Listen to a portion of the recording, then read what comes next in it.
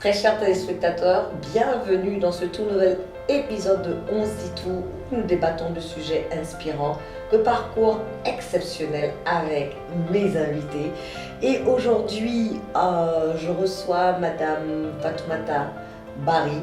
C'est Barry au carré, parce que c'est Madame Barry, née Barry, mariée Barry. C'est ça. Qui va nous parler de son retour en Guinée. Et le thème de cet épisode, c'est les défis et les préjugés auxquels les gens de la diaspora font face lorsqu'ils décident, bon, on ne dit jamais de revenir chez soi, mais lorsqu'ils décident de rentrer au pays. Et pour cela, Madame Barry ici, Fatoumata, va nous parler d'abord pourquoi elle a choisi de revenir en Guinée après avoir étudié au Canada. Et elle est aussi la chef de cabinet du ministère des Transports. Elle n'est pas à son premier poste dans l'administration. On va parler de tous ces défis en tant que diaspo, jeune femme. Vous savez, c'est pas facile. En tout cas, calez-vous et nous allons démarrer cet épisode. Madame Barry. Oui, Diaka. Ça va? Ça va et toi? Bienvenue, ça va. Merci. Ça se passe? Ça va. Et donc, tu as étudié au Canada et tu es rentrée en Guinée il y a combien d'années de cela? Alors, il y a de cela 3 ans. 3 ans. Parce que moi, je t'ai rencontré à l'époque, c'était au ministère de l'Agriculture. Effectivement. Et pour la petite anecdote, j'étais au Rwanda et je reçois un appel. D'abord, j'ai failli ne même pas répondre parce que j'étais en roaming. Je me dis, mais qui m'appelle de la Guinée? Je dis, bon, de toute façon, non, je veux pas gérer, quel que soit le problème, ça n'a qu'à attendre mon retour. Ouais. Et ensuite, j'ai reçu un SMS, bonjour, bonsoir, Madame Camara, moi c'est très professionnel, c'est Madame Barry, je suis la directrice du foncier rural. Et donc, j'ai vu votre demande, j'avais fait une demande Effectivement. de terre depuis 2018. Et donc, c'est en 2000 combien même C'était en 2022. 2022, tu as été nommée, Effectivement. fraîchement nommée. Et donc, tu dis, j'ai retrouvé votre demande. Et je voulais juste savoir si ça tenait d'actualité. C'était d'actualité. Je dis quoi? Ouais. J'ai appelé et j'ai trouvé quelqu'un de très professionnel. Oui, bonjour, bon, à votre tour. Passez me voir. Et je suis passée te voir et je dois dire que j'étais agréablement surprise. Parce que d'abord, j'ai fait cette demande depuis 2018, sans recours, et je me rappelle à l'époque, je suis montée par mon zévo. Je dis, mais on dit qu'on a des terres, mais mettez les terres à notre disposition. Et là, je trouve quelqu'un qui vient d'arriver, qui me cherche, qui est disponible et qui est vraiment, qui aide au fait. Ouais. C'est-à-dire, et j'ai dit, waouh, ok. Et après, j'ai vu, ok,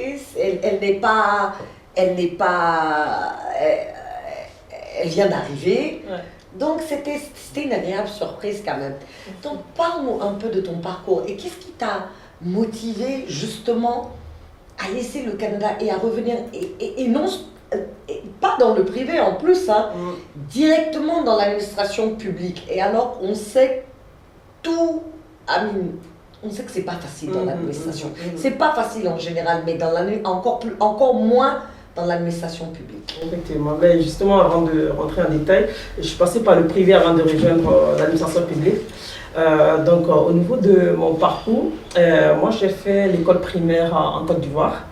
Et après l'école primaire, quand il y a eu la guerre en Côte d'Ivoire, la famille a décidé de revenir en Guinée, où j'ai fait mon collège en Guinée ici. Et après le collège, j'ai décidé d'aller poursuivre mes études en France. Donc j'ai commencé d'abord par la France avant d'aller au Canada. Et en France, j'ai fait mon lycée, donc j'ai obtenu mon bac là-bas.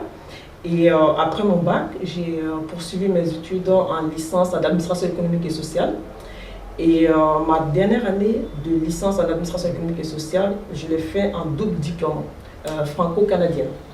Donc du coup, la dernière année, en fait, je l'ai fait au Canada, où j'ai obtenu aussi un certificat en administration des affaires. Et donc après ce diplôme, en fait, j'ai décidé de continuer, de me spécialiser davantage. Donc je me suis orientée en informatique des organisations. Donc j'ai fait un master en informatique des organisations. Et j'ai poursuivi ma spécialisation en informatique décisionnelle. Donc j'ai fait un Master 2 en informatique décisionnelle. Donc après mon Master 2, j'ai travaillé un peu en France 3 ans à peu près.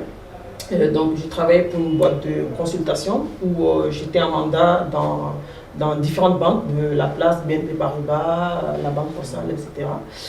Et donc à l'issue de ça, j'ai eu un emploi, une proposition d'emploi au Canada. Donc j'ai décidé de m'expatrier au Canada. Et du coup, je vais au Canada et là aussi, j'ai rejoint une boîte de consultation en informatique. Et de là, la plupart de mes mandats, en fait, je le faisais essentiellement pour le gouvernement québécois. Okay. Donc, j'ai eu le temps de comparer le privé et l'administration publique. C'est ça. Donc là-bas, j'intervenais essentiellement auprès des ministères du gouvernement québécois, où je les accompagnais en fait, surtout les décideurs, à mettre en place des outils d'aide à la décision. Donc, j'ai fait ça pendant 3 ans en tant que consultante. Et après, j'ai créé ma propre entreprise d'informatique qui s'appelait Binta Technology Inc. Et que j'ai conduit pendant 3-4 ans.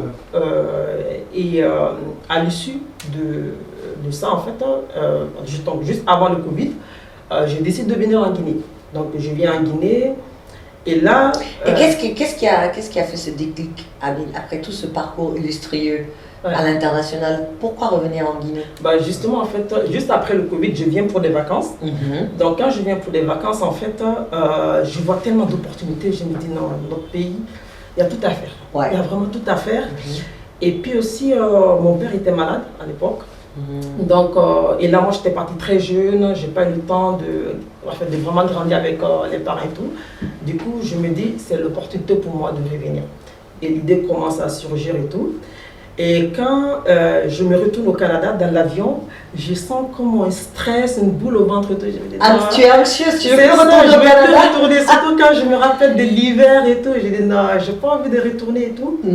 Mais tu ne peux pas laisser tout ce que tu as construit, parce qu'en tout, j'ai fait 18 ans là-bas, entre la France et le Canada. Donc, je me dis, je vais revenir, mais il faut que je prépare mon retour. Le retour. Et voilà, il faut que je prépare le retour et tout. Donc, j'y vais, j'ai dit, ok, pour rentrer, j'ai besoin de quoi? Il me faut ma maison, il me faut un emploi ou bien une entreprise, il me faut ça, il me faut ça. Je lis, c'est tout. Et là, le Covid arrive. Et du coup, un soir, je me retrouve en plein Covid avec une amie. Et on discutait, je me dis, j'ai vraiment envie de rentrer en Guinée. La Guinée me manque, j'ai vraiment envie de rentrer. Et là, elle me dit, mais pourquoi tu ne veux pas rentrer? Je dis, parce qu'il me faut ça, il me faut ça, il me faut ça. Et puis, tu sais, ça fait longtemps que j'ai quitté, je ne sais pas comment ça fait. Donc, la peur. Et avec des pensées limitantes, ça fait que voilà, je n'avançais pas dans mon projet. Et là, ce soir-là, avec cette copine que je fais un clin d'œil, elle me dit non, pour y aller, tu n'as pas forcément besoin de ça. Si tu pars, tu as un emploi dans un premier temps, tu peux après reconstruire tout ce que tu es en train d'énumérer là. Tout à fait. Donc, tu peux faire petit à petit, puis après tu verras. Je dis, ouais, tu as raison. Donc, c'est comme ça, en fait. Je décide de venir en Guinée pour prospecter pour un emploi. Donc quand tu revenais même en Guinée, tu n'avais pas d'emploi? Non, je n'avais pas d'emploi. Oh wow! Je n'avais pas d'emploi. Et là, mais je n'ai pas lâché mon emploi au Canada. D'accord. Ni je n'ai pas vendu parce que j'avais mon appartement, j'étais vraiment installée et tout, confortablement et tout. Et du coup, j'ai dit, okay, je vais venir d'abord prospecter. Donc je suis venue prospecter. Et donc, quand je suis arrivée le premier jour, j'ai fait mon CV. Je répertorie d'abord les entreprises pour lesquelles j'aimerais travailler. Donc, je vais là. Et ma première visite, je tombe en fait sur le recruteur dans l'ascenseur. Waouh! Tu vois? Ouais. Ça, la chance ça devait l'être. A commencé à me sourire. Donc, du coup, j'échange avec le recruteur dans l'ascenseur. Il me dit, ok, vous venez pourquoi? Je dis, je viens pour déposer un CV. Il me dit, bon, je dis, vous êtes, je suis la bonne personne. Je dis, peut-être que c'est bon signe pour moi. Donc, voilà, il prend mon CV et puis il me dit, ok, vous avez un profil intéressant, c'est exactement, on cherche ce type de profil. Donc, on va vous appeler. Je dis, ok, il n'y a pas de problème. Donc, après, je retourne au Canada. Et là, quelques semaines après, on me rappelle, on me dit, c'est bon, j'ai un emploi. Wow. Et du coup, Diaka, je vends tout. Et je vends mon appartement, je vends ma voiture, je prends mes économies. et je rentre en Guinée en 2021. Donc exactement le 19 juin 2021. J'arrive, mais tout ce que j'avais prévu, ça se passe pas exactement comme ça. Mais bien sûr, mais d'abord, non, je te laisse finir le parcours avant de... J'ai tellement de questions. Tu vois, et du coup, je viens et je me dis, oui, j'ai mon emploi aujourd'hui, mais je vais entreprendre. Mon truc, c'est je veux vraiment me lancer dans l'entrepreneuriat parce que j'avais déjà commencé au Canada en fait. Et du coup, j'ai pris goût à ça et j'ai dit, je vais entreprendre. Et tu pensais pouvoir faire les deux choses en même temps? En fait, dans un premier temps, je me dis, j'ai mon emploi et puis le temps que mon entreprise prend le relais, et après, je pourrais quitter mon emploi pour me consacrer à mon entreprise. Du coup, je change complètement de domaine. Là, je vais dans l'agriculture et l'élevage. J'investis toutes mes économies dans l'agriculture et dans l'élevage, donc notamment dans une ferme avicole avec des amis. Ok.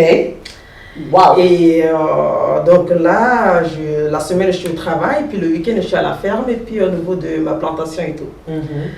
Et quelques mois, faillite.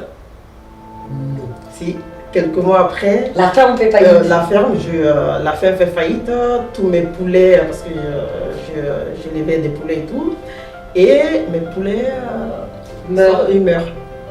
Là, je me dis, ok, est-ce qu'il n'est pas temps de retourner? Est-ce qu'il n'est pas temps de retourner? Du coup, ce jour-là, je vais jamais oublier ça. J'étais allée voir ma mère qui habite en banlieue. Et donc, elle voyait le désespoir sur mon visage et tout.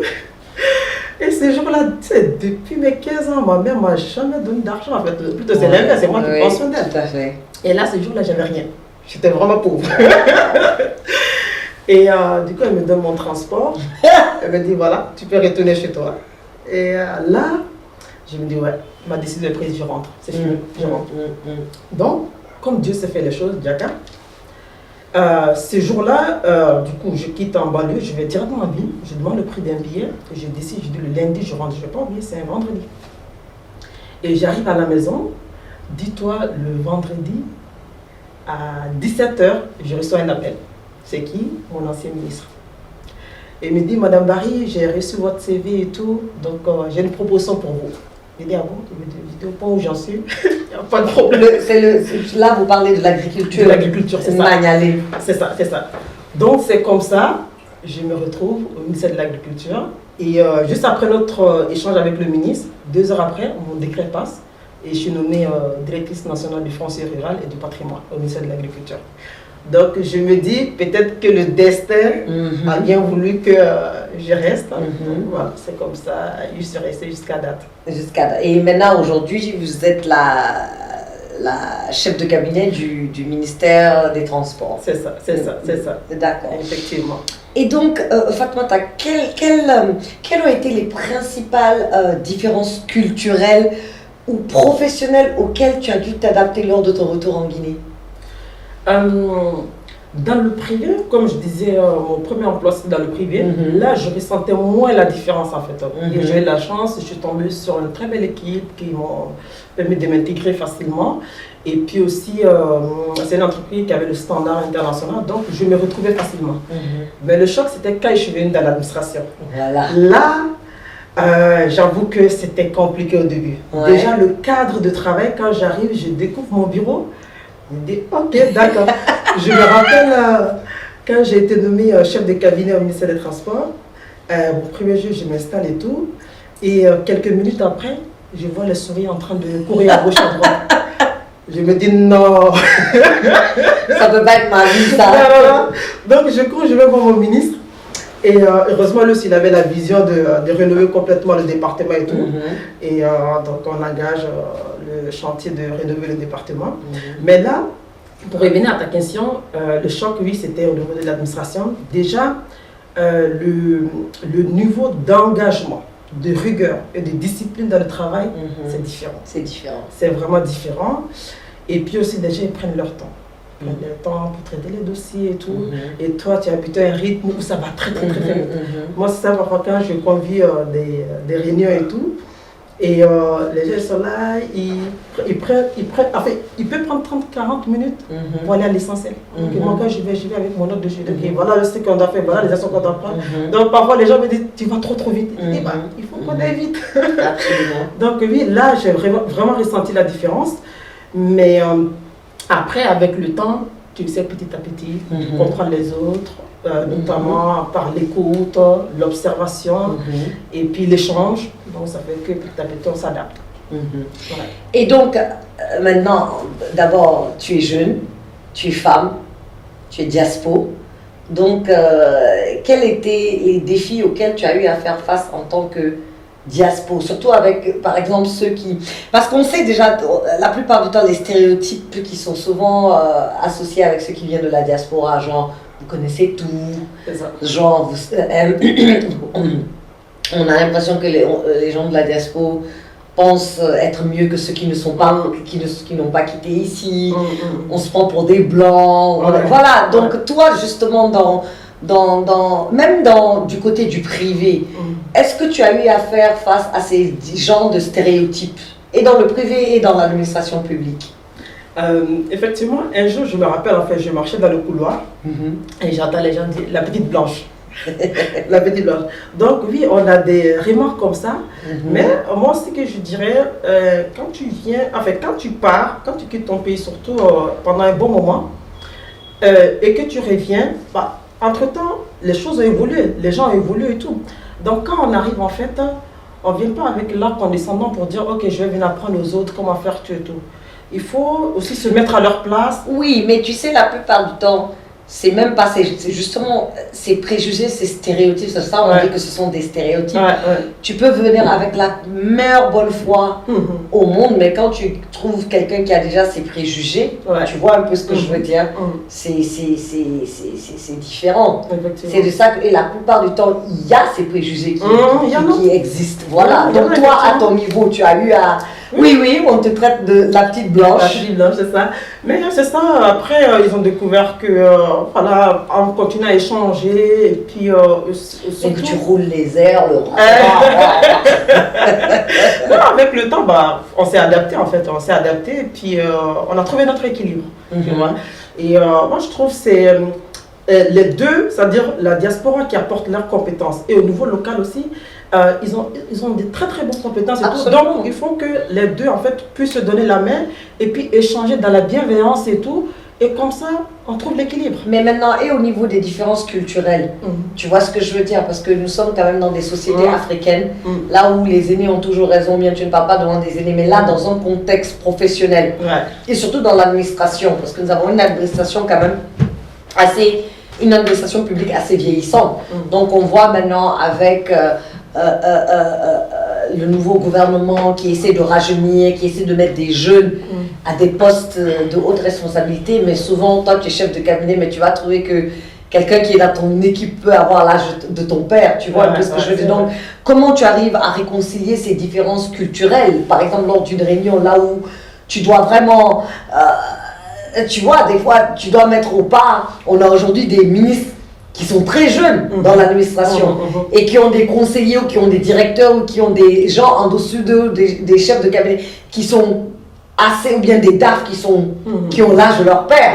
Donc voilà, comment toi tu gères ça, cette différence culturelle, là où c'est le travail, je dois être professionnel, même si tu as l'âge de mon père, mais si tu fais pas bien ton travail, c'est mon devoir aussi de te ramener à l'ordre. Donc comment toi, dans ta position, comment tu arrives à gérer ça? C'est ça, effectivement. C'est vrai que l'aspect social est très très important. Parce que c'est ça, le social joue tellement. C'est très très important, c'est important. Donc moi, surtout, j'essaie de garder le respect mutuel. Si on est dans le cadre professionnel, c'est purement professionnel. C'est pas parce que je suis plus jeune. Si on m'a mis là, c'est parce que voilà, j'ai des responsabilités à assumer, moi aussi j'ai des comptes à rendre. Donc quand on est dans le cadre professionnel, je suis pour toi et je suis respectueuse et on fait le travail. Maintenant, dans d'autres cadres, on peut échanger, rigoler et tout, mais si c'est purement professionnel, j'essaie vraiment d'en rester là en fait. Et après, les gens, ils comprennent. À ton arrivée justement ici, dans le cadre, je reste toujours dans le cadre professionnel, quel a été l'accueil de tes collègues dans le privé? Étaient-ils réceptifs du fait qu'ils sont partis embaucher quelqu'un du Canada pour la ramener ici? Comment est-ce qu'ils t'ont reçu?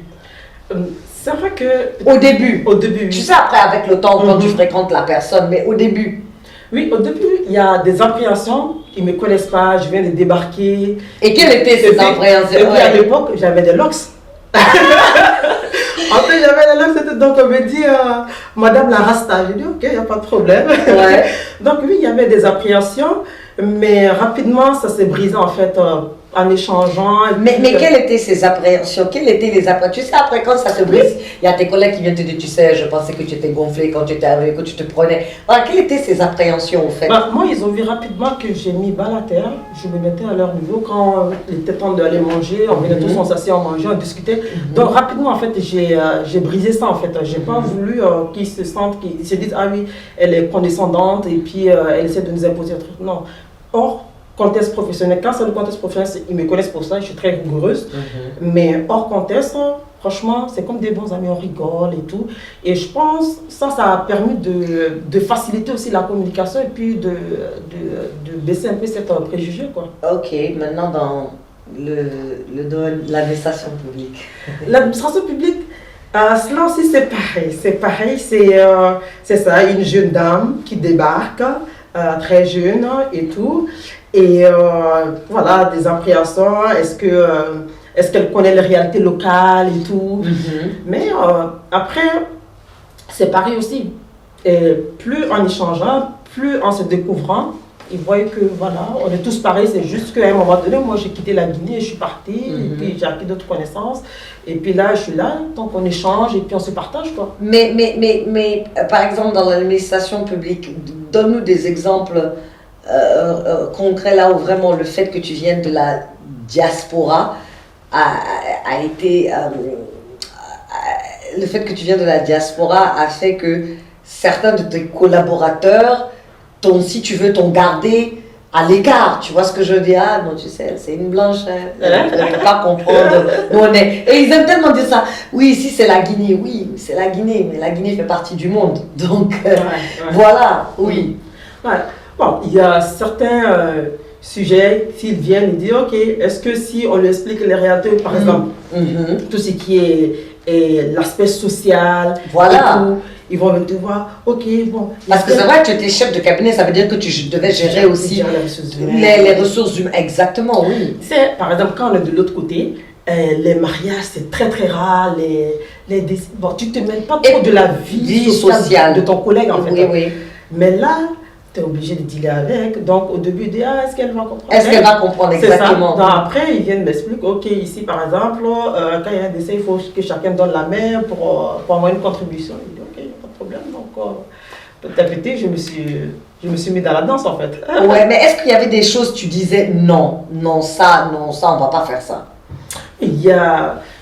ils me connaissent pour ça, en termes de rigueur. Par exemple, ils savent que quand on est dans le cadre purement du travail, en fait, quand je leur demande des tâches, ils vont dire, bon, moi par exemple, quand je les assigne des tâches, j'aime bien donner des délais. Je dis voilà, tu as ça et ça, ça. Et après, bon, ils vont essayer de contourner tout. Ah, madame, j'ai pas eu le temps de finir. Ils savent que je suis exigeante sur ça, en fait. Tu vois? Et aussi, en termes quand on les assigne des objectifs, par exemple, dans le cadre professionnel, ils ne sont pas forcément habitués à ça. Tu vois, tu mets en place une procédure, les objectifs et tout. Donc parfois, c'est un peu compliqué, tu vois, parce que voilà, c'était une autre façon de fonctionner. Mais là, tu viens avec ton expérience du privé et puis tu veux essayer de mettre ça en place petit à petit. Non seulement ton expérience du privé, mais ton expérience aussi de l'international, de ce que tu as. Par exemple, moi, je te donne un exemple très simple. Au début, quand je suis arrivée, on dit, oh non, tu sais, c'est une américaine. Hein. Le temps. S'il y a une chose que je ne supporte pas, c'est le retard. C'est le retard, pareil. Quiconque me connaît, mais c'est mon totem, au fait. Parce que je me dis que si moi, je peux me lever et arriver à l'heure au rendez-vous, c'est-à-dire tu peux me donner le même respect, être là. Donc, au début, quand je suis venue, j'animais Top 10. C'était ma première émission. Mais est-ce que tu sais qu'il y a des artistes que j'ai blacklist jusqu'au jour d'aujourd'hui parce qu'ils n'ont pas respecté l'heure? Parce que quand je t'invite, je te dis, tu choisis. Ouais. Dis-moi l'heure et le jour qui te convient. Donc tu me dis l'heure et le jour. Donc moi je suis là, mon équipe, on est tous là. Et toi tu viens en retard. Je peux te donner 10-15 minutes de retard. Mais après ça 30-40, non. Non, c'est vrai. Non, c'est donc vrai, moi et justement, et quand moi je venais, je me souviens, il y a des interviews que j'ai laissé tomber. Le manager, non, l'artiste est là, non, il vient. Je dis, non, je m'en fous. Je dis, c'est l'artiste, c'est vous qui avez fixé l'heure. Ouais. Il ne peut pas être là à l'heure. Je dis, mais il passe pas dans mon émission. Ce Effectivement. qui fait que, avec le temps, les gens que je prenais dans mon émission, ils savent que si tu n'es pas ponctuel, mais tu ne passeras pas. Et c'est comme mes rendez-vous. Parce que moi, j'arrive même 10-15 minutes avant l'heure pour les rendez-vous. Et ils me connaissent. Ça ne... C'est vrai. Et même les gens qui travaillent avec moi, la dernière fois, c'était... j'ai pris la Miss Guinée, Sarah Kourouma, dans ce podcast. Et puis, et c'est pinceau magique, Ange Christelle qui l'a maquillée, quoi. Et donc, elle est venue, elle me raconte une anecdote. Elle dit, la Miss pas stressée. Je dis, comment ça me dit, oh, dépêche-toi, je suis pas à l'heure, je peux pas arriver là-bas en retard, non, il faut te dépêcher. Je dis, alors, tout le monde sait, tu vois un peu ce que je dis, au début on te dit, ouais, c'est l'américaine. Ici, non, le temps de la Guinée. Donc, quand je fais un rendez-vous, je dis, quelle heure? C'est pas le temps américain, mais c'est le temps guinéen. Je dis, bon, donne-moi un temps américain, c'est-à-dire, si ça doit être, si moi je te dis 11h et que pour toi en temps guinéen, c'est-à-dire c'est 13h, dis-moi 13h. Comme ça, on va le faire à 13h. Donc, tu vois un peu, donc tu as ces trucs comme, oui, on se prend plus au sérieux, on pense que l'exigence, exact, alors que c'est des normes, en fait. C'est des normes, c'est ça. Tu vois? Effectivement, tu as raison. Parfois, tu convoques des réunions, tu dis à 11h, tu vois les gens débarquer à 11h30, 13h, tu dis ok, bon. Tu vois, effectivement, c'est ça. Les gens, tu as l'impression, ils ont leur rythme, ils vont tout doucement. Et toi, tu as habitué à un rythme où ça va très très vite, même les minutes, c'est chronométré et tout. Et oui, c'est vrai, au début, il faut trouver ton équilibre, quoi. Il faut trouver ton équilibre dans tout ça. Et maintenant, et le côté culture? Parce que ça aussi, il y a un grand contraste entre là-bas et ici, chez nous. Par exemple, là-bas, comme tu dis, tu as ton appartement, tu vas chez toi, tu reviens, tu dois rester chez tes parents. Ouais. Tu vois un peu ce que je veux dire. Donc, et même au sein de la famille, on dit, ah oui, tu sais, elle a grandi à l'étranger. Donc quels étaient les chocs culturels pour toi en tant que quelqu'un qui vient de la diaspora? Comme tu l'as dit en fait, quand tu reviens, là, moi depuis mes 18 ans, je vivais là-bas, j'étais sur le campus universitaire, après j'avais mon propre appartement, mais là tu reviens, tu retournes chez papa et maman, déjà, et puis les cérémonies à ne pas finir. Le week-end tu peux te retrouver avec 3 baptêmes, 4 mariages. Et quand tu pars pas, c'est des problèmes. C'est ça, quand tu pars pas, les gens ne comprennent pas, et puis là-bas on respecte la vie privée des gens. Et ici, les gens ont tendance en fait à se mêler. Ils ont l'impression que c'est de la bienveillance, mais parfois c'est trop en fait, c'est trop much. Tu vois. Ils s'impliquent trop dans la vie de la personne. Ah, tu t'es pas toujours marié. Ah, qu'est-ce que tu fais? Qu'est-ce que tu attends? Tu vois. Et comment tu as géré ça?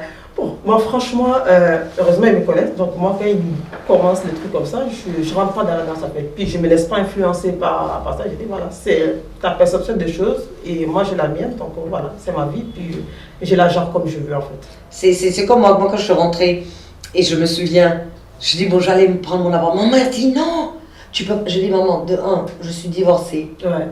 J'ai vécu toutes ces années aux États-Unis chez moi. Ah non, ici. Donc on a tiré.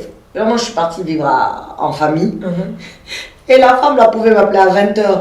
Allô, Tiaka, tu es où? Tu es où? Je dis, je suis dehors. Et il est 20h, tu ne rentres pas. Je dis, maman, il n'est que 20h. Je n'ai pas fini ou bien je suis à dire, ah oui, il ne faut pas tarder. Hein. C'est ça. Là, c'est ça. Alors que tu as vécu toute seule pendant plusieurs années, maintenant tu reviens, oui, il faut que tu rentres dans un cadre bien défini. Donc là, oui, c'est un peu difficile, mais après, bon, tu essaies de t'adapter. Et après, maintenant, la phrase, voilà, quand vous amenez vos enfants quand vous emmenez vos enfants à l'étranger, ça donne ça, effectivement. Ça donne ça. Et donc, tu penses, pour toi, qu'est-ce qui t'a aidé à mieux t'intégrer à mieux t'intégrer professionnellement? Qu'est-ce qui t'a aidé, tu dirais? Moi, je dirais... Ou quelle attitude? Tu vois ce que je veux dire aussi? Parce que je pense aussi que tout dépend, tout est dans l'approche. Donc voilà, quelle approche toi tu as utilisée pour pouvoir vraiment mieux t'intégrer au sein, non seulement dans le milieu professionnel, mais aussi dans le milieu social. C'est ça, en fait, moi, en venant, en fait, je me suis dit, je viens, il y a un problème qu'un président américain disait, qu'est-ce que tu peux apporter à ton pays? JFK. Voilà. Pas qu'est-ce que ton pays peut t'apporter. Donc, moi, j'ai toujours... Ask not what your country can do for you, but what you can do for your country. Yeah. Voilà. Donc, moi, j'ai toujours inculqué ça. Ça, c'est d'un. Je me dis, OK, je suis là. Qu'est-ce que je peux apporter du jour au jour? Il y a ça. Et puis aussi, tu te dis, OK, je suis là. Et je ne maîtrise pas forcément tout l'environnement. Donc, pour cela, je vais écouter, je vais observer, et puis petit à petit, au fil du temps, les gens comprendront, et puis on trouvera, enfin, en échangeant et tout, on essaiera de trouver notre équilibre dans ça. Et aussi, se dire que je ne suis pas là pour apprendre à quelqu'un qu'est-ce qu'il a à faire. Il a ses compétences, j'ai les miennes. Maintenant, on échange pour voir, petit à petit, je peux le ramener vers ce que j'estime qui va être mieux, et ça soit dans le bon fonctionnement de l'entreprise ou de l'administration. Je le tire vers là-bas et puis on essaie d'avancer. Au final, les gens voient que, OK, si je fais comme ça, bah, c'est mieux en fait. Tu vois? Parce que je pense qu'aussi, la beauté de la chose, c'est lorsque les compétences se complètent. Ouais, c'est ça. Tu as ton savoir que tu as obtenu à l'international, mais il y a aussi de bonnes personnes. Il y a aussi des personnes qui sont bien formées. Ici aussi, qui ont fait tout. Par exemple, moi, quand je prends l'exemple de ma mère, ma mère, c'est la promotion de Gamal Abdel Nasser, c'est la promotion Mao. Très compétente. Et c'est l'une des meilleures promotions, franchement. Donc, tu te rends compte quand même qu'il y a de bons profils ici. Donc, je me dis que si on enlève, on réussit à briser la glace et on met de côté les stéréotypes et les préjugés, et que tout le monde se mette ensemble, c'est-à-dire et la diaspora et les gens aussi qui sont ici. Même moi, là, j'ai des stagiaires que j'ai recrutés pour la fondation, mais je suis étonnée, ils sont vraiment par leurs compétences. Sachant tout ce que je connais du système éducatif en Guinée, mais tu sais quand même que tu as des pépites, et j'en avais une autre aussi qui était la responsable administrative de la fondation Zeynab Souma, qui est décédée malheureusement, décédée de cancer, mais bien formée, assidue, pointue, intelligente et tellement assoiffée de savoir. Donc, le meilleur, je pense, pour la Guinée serait l'harmonie des deux. C'est ça. Voilà, qu'on puisse harmoniser, c'est-à-dire ceux qui viennent, qui sont partis étudier et qui sont revenus, parce que c'est pas tout le monde aussi qui accepte de revenir. C'est ça aussi. Tu vois un peu ce que je veux dire, parce que lorsque tu prends le contexte social et tout ce que tu viens d'énumérer, il y en a qui ne trouvent pas ça encourageant. Non, c'est vrai. Donc, si on peut créer ce raccord, cette harmonie entre les deux, je pense que ça créerait vraiment... on réussira à faire beaucoup de choses extraordinaires ensemble, dans ce pays. Construire vraiment la nation qu'on souhaite. Effectivement, il faut qu'on se donne... il faut l'aide de tout le monde, en fait. C'est ça. Il faut l'aide de tout le monde. La diaspora a des compétences. Quand tu regardes dans certains pays, les meilleurs médecins, tu as des Guinéens qui font partie. Les meilleurs avocats aussi, tu as des Guinéens qui font partie. Donc, il y a vraiment... Par exemple, moi, quand on parle d'avocat, je suis tellement contente quand je vois un Baba Hadithiam qui est là, et il peut aller travailler partout dans le monde. Il vient de finir un programme à Harvard. Il fait partie des meilleurs avocats, mais il est là en Guinée, il exerce ici, il travaille ici. Donc ça aussi, c'est un très bel exemple. A vraiment des compétences, que ce soit local ou à l'international. Maintenant, il faut que les deux se donnent la main pour vraiment bâtir notre pays en fait. Et c'est ensemble, c'est pas quelqu'un d'autre qui va quitter ailleurs pour venir construire notre pays. C'est nous. C'est nous, la diaspora, et puis les gens qui sont là. Bon, depuis ton retour, quelle est la chose jusqu'à aujourd'hui continue de te choquer en tant que diaspo? C'est-à-dire dans le quotidien, c'est-à-dire tu dis non, mais c'est pas La possible. circulation. Oh C'est horrible. L'indiscipline de la circulation. Non, c'est horrible. C'est horrible. Tu circules 2 minutes après, tu vois un taxi-moto ou bonbonna qui vient te couper la route n'importe comment.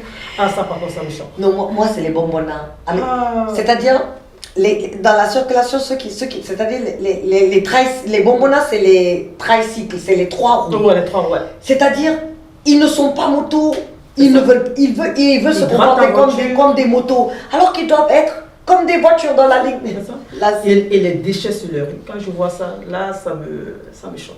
Franchement, ouais. Là, ça me choque. Hmm. On a un très beau pays. On a Ouais. un très très beau pays, un très beau paysage. Il faut juste nettoyer, Mm. rendre propre. Mais au fait, l'assainissement, en fait, c'est une culture. Hein. C'est une culture. Ça s'apprend, en fait. Parce que moi, j'ai vu, moi, ce qui me choque le plus, c'est que tu vas voir la poubelle et tu vas voir les gens jeter. La poubelle est juste là. C'est ça. C'est pour ça que je te dis Donc, que les gens sont dans leur voiture, ils jettent les sachets d'eau. alors que moi, je par ne la peux vie. pas. Tu peux trouver, si je suis dans la voiture, si j'ai passé peut-être 2 ou 3 heures dans la voiture, tu trouveras que j'ai un sachet et que Pareil. toutes mes ordures, tu vois, c'est-à-dire je vais jeter les ordures dans la voiture. Pareil. Mais je n'arrive pas Moi aussi. à descendre la vitre et jeter. Non. Parce que tellement c'est une... Tu fais ça aux États-Unis, mais l'amende que tu Non. vas te ramasser. Ils n'osent même Si tu ne vas pas même en prison, c'est que tu as eu la chance. Ils n'osent même Donc, pas. au fait, c'est cette hantise, ce qui fait que jusque-là, je n'ai pas cette habitude de descendre la vitre et de jeter l'ordre. Non, Donc, c'est pareil. des fois, même mon sac.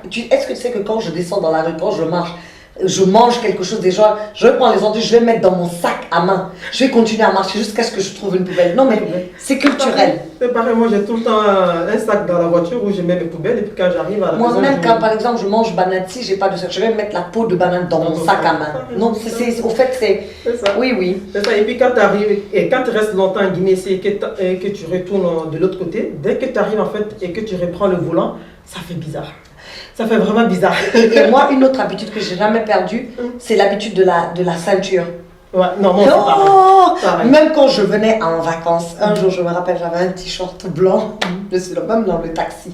J'entrais dans le taxi, j'ai mis la ceinture, ça a laissé la main. Ah là là. Et puis j'ai regardé le taxi, mais j'étais tellement énervée. Dja. Il y en a qui n'ont pas de ceinture, donc non, je ne sais pas pourquoi vous êtes en train d'attacher la ceinture. Mais en cas d'accident, qu'est-ce que tu veux? Il dit non, il faut toi l'homme, on va se mettre à Dieu. On se remet à Dieu. On se remet à Dieu en cas d'accident. Et c'est là, et chaque fois que je monte, Mhm. c'est mon premier réflexe, C'est ça. c'est la Tu cherches ceinture. C'est C'est ça. la ceinture. Mhm.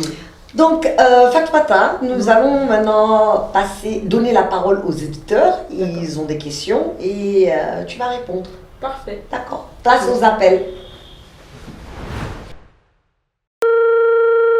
Bonjour, je suis Hawa Diallo depuis Hamdallah. Je suis une fidèle auditrice à votre émission et vraiment votre thème aujourd'hui est vraiment captivant parce que le retour à la racine c'est quelque chose de très important qui englobe beaucoup d'enjeux. Donc j'ai une question à poser à Madame Fatoumata Bari. La question est la suivante. Madame, pensez-vous que le gouvernement guinéen devrait mettre en place des programmes spécifiques pour faciliter le retour et l'intégration des membres de la diaspora? Oui. Parfait. Ouais, effectivement, merci pour la question.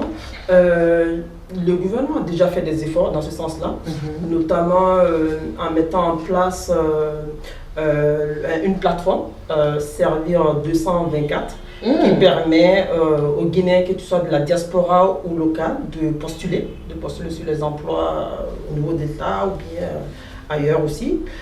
Il y a cette plateforme qui existe. Hein. Ah bon? Oui, Ah, ça, je savais pas. Servir 224. C'est après décembre 24, chacun peut aller postuler. Tu peux aller postuler. Tu vois les ouvertures Voilà. et tu postules sur. C'est ça, c'est comme une base de données en fait qu'ils sont en train de créer. Mhm. Donc du coup, tu peux aller postuler, tu mets ton CV aller là-bas et au besoin, ils peuvent aller prendre. Ah, mais ça, c'est très bien. Ouais, donc il y a cette plateforme qui existe, hein, Servir 224.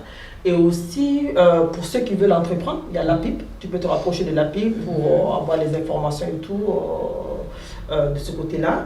Et aussi, il y a la direction des Guinéens de l'étranger. qui orientent, en fait, si tu as des projets et tout, qui peuvent t'accompagner, t'assister et tout.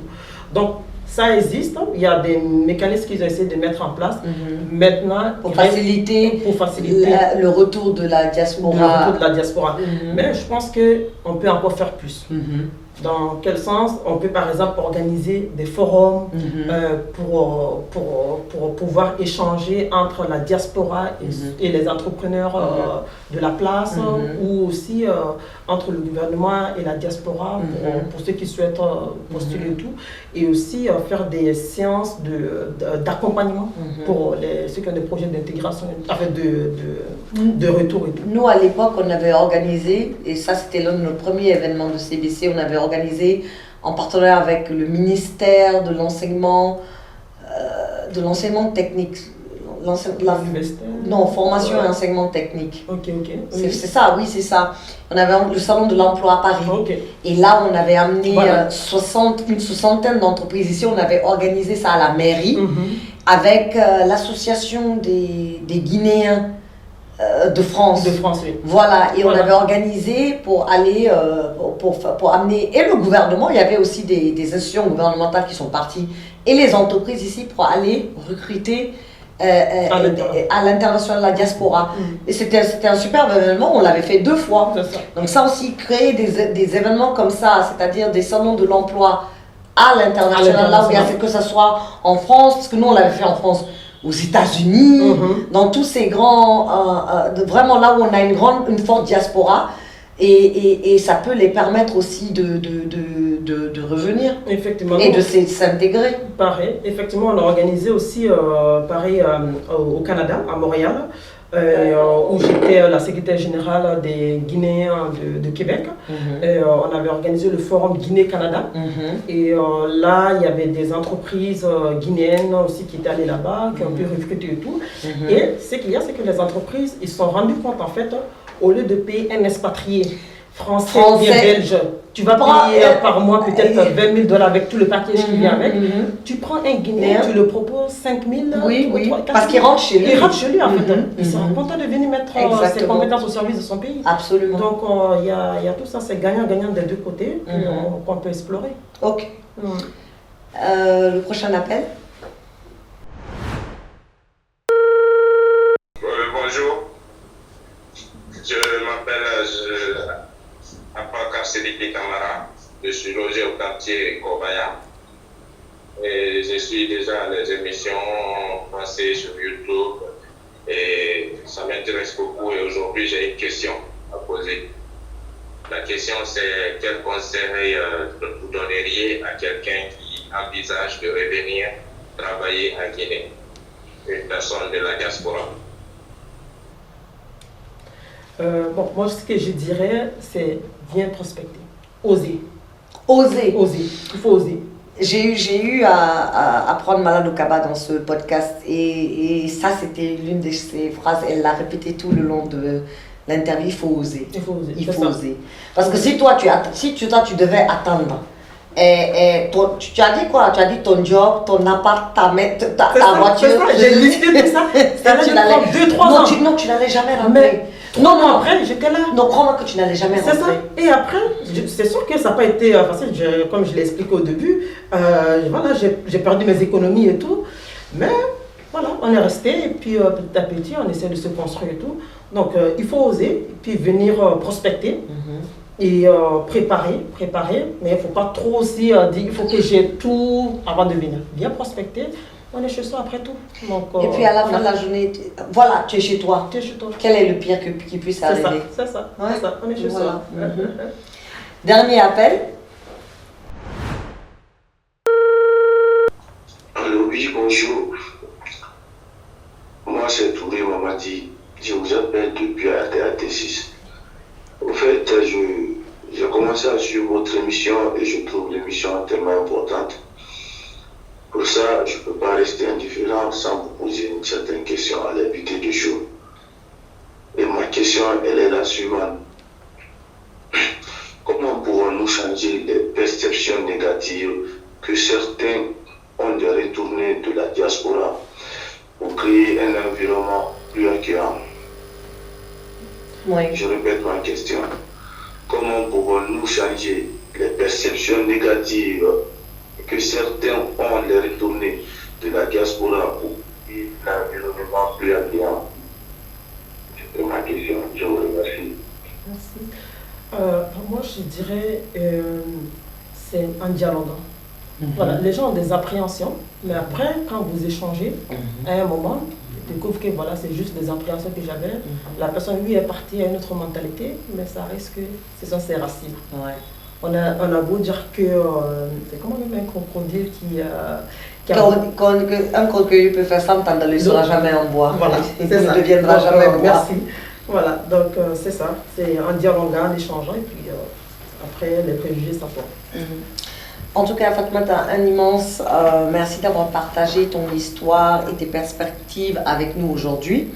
Tes expériences et tes conseils serviront à d'autres qui se trouvent dans la même position que toi ou bien qui pensent à rentrer. Pour conclure, que diras-tu à nos auditeurs sur l'importance de construire un pont entre la Guinée et sa diaspora? On en a parlé tantôt. Ouais, effectivement, effectivement. Bah, c'est ça, la diaspora a des compétences. Ceux qui sont ici, qui n'ont pas eu la chance peut-être de voyager, ils ont aussi des compétences. Il y a des gens très très compétents qui sont là, qui ne sont jamais sortis. Et les deux, en se donnant la main, c'est ensemble qu'on peut construire notre pays. Et c'est nous qui allons construire ce pays-là. Ce n'est pas quelqu'un d'autre qui va construire à notre place. Même les entreprises qui viennent, s'ils viennent pour faire du business, C'est vrai. ils s'en vont. Mais c'est nous qui connaissons la réalité de notre pays. C'est nous qui avons notre famille ici. Et c'est nous qui devons se mettre ensemble pour construire notre pays ensemble. Absolument. Donc c'est mettre dans la main qu'on pourra construire ce pont ensemble. Absolument.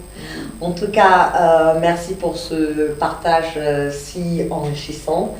Et on t'encourage, vraiment, on t'encourage et on espère que ton exemple motivera, galvanisera d'autres de la diaspora guinéenne à retourner. Je sais, on ne rentre pas chez soi, mais revenez.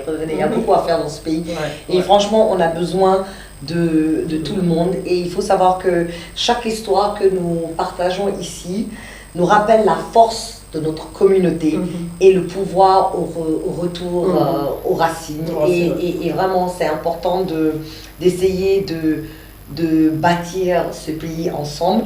Nous pouvons transformer les défis en opportunités et bâtir un avenir plus inclusif et plus prospère pour la Guinée.